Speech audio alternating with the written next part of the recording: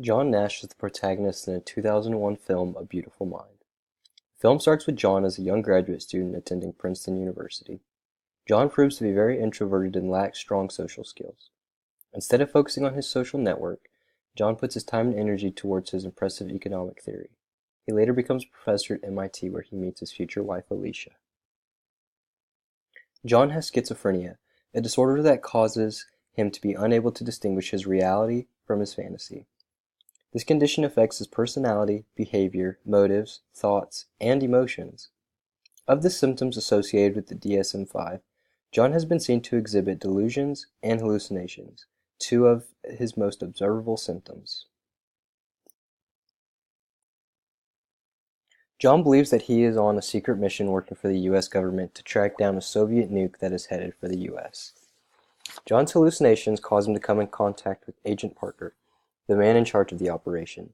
He informs John that he is the only one who can find the bomb in time, so he must work fast and quietly, not letting anyone know what is going on.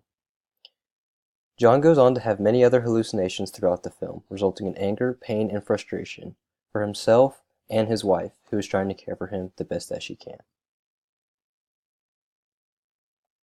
John's missing symptom would be the absence of pleasure and motivation, which is a negative symptom of schizophrenia. John is able to develop a highly extraordinary thesis on economic theory, goes out with his friends, and has quite the sense of humor. Along with that, John and Alicia are able to work through their struggles and maintain love and passion for another throughout their marriage. We have decided that the best possible treatment for John would be through medication. The issue that needs to be corrected is the amount of dopamine firing into his brain. John is receiving too much, therefore we need to decrease his dopamine levels. This chemical imbalance is occurring inside his occipital lobe, which is causing the hallucinations. This is curable with the second-generation antipsychotic called Risperdal. The reason we have chosen this is because first-generation antipsychotics have been known to cause movement disorders, something we would like to avoid in John's case. Should we run into any complications with the Risperdal, our plan would be then to move him onto an antidepressant or anti-anxiety form of medication.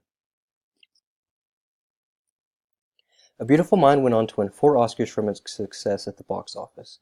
This film does a tremendous job displaying the life of John Nash and the obstacles he faced with schizophrenia.